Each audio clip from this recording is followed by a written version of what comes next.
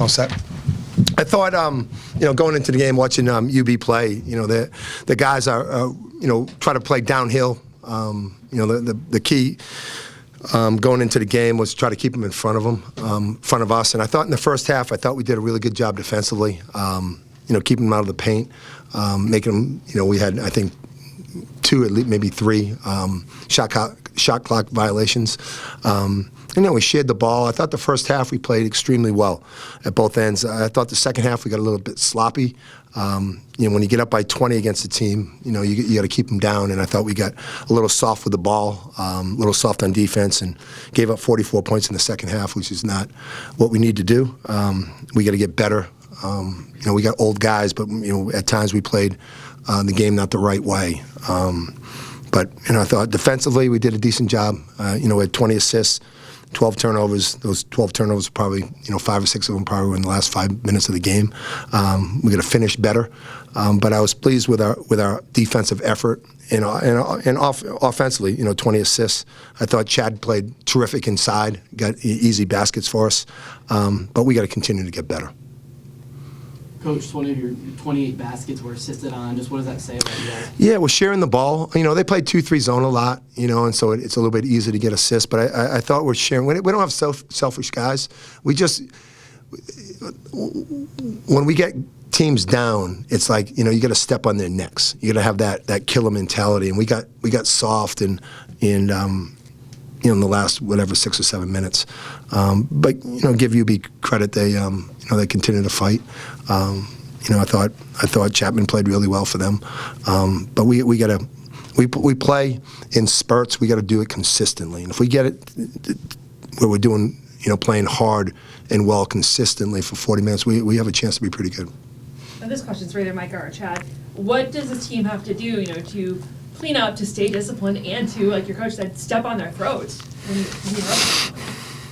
Well, we definitely have to take care of the ball at the end, and be strong with the ball, and we gotta look out for each other, be in open gaps for each other, be in the middle for each other, and just get open for each other. But I say like the main thing is just take care of the ball and control the game better. That's like the biggest keys. Yeah, like you said, just controlling the game better. At times we get complacent. We think that now we up, we can just relax, but we got to keep going and keep stepping on their throats as we go along. Mika, you had 20 points, 8 assists. Just was there anything in particular that you were seeing on the floor tonight?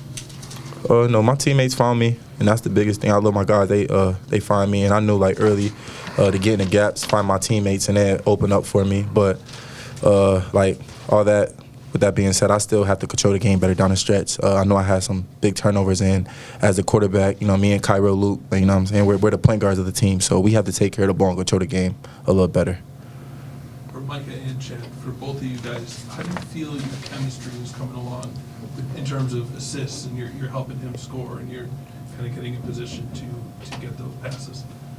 Well, I'll start off. As early in the game, Chad is dominating in the paint, and I feel like it kind of opened it up for me. So my biggest key is to, try to feed him, get him involved, and get him going. And then once the defense start to collapse on him, then they open it up, the driving lanes for me. Yeah, it's like a yin-yang effect.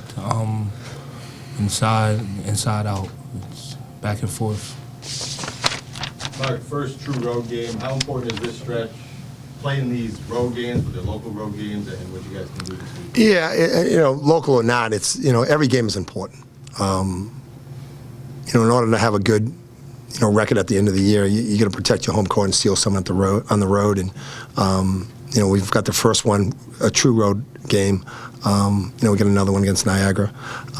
We just got to continue to play better. The first time we probably heard boos today. We didn't have, Chuck or Kyrell today, and, these guys played a lot of minutes. But I think we just got to get better, no matter if we're playing home or away. We got to get consistent effort all the time. And if we can get to that point, then we have a chance. But, winning on the road is always good. And you have to play better on the road than you do at home. I thought we got off to a good start. That helps. But we got to continue to get better. Coach, can you elaborate on the injuries anymore? Are they long-term? No, it's just day-to-day, yeah. How much of a challenge is it for you playing without those guards? It's really, Chuck's our leading scorer and our leading rebounder. Shoots, the ball extremely well. Kyrella's a guy that can get into the paint and really defend. So we missed, two of our top, 7 or 8 guys. So that's says a lot about the effort that these guys gave. Even though we gotta get better.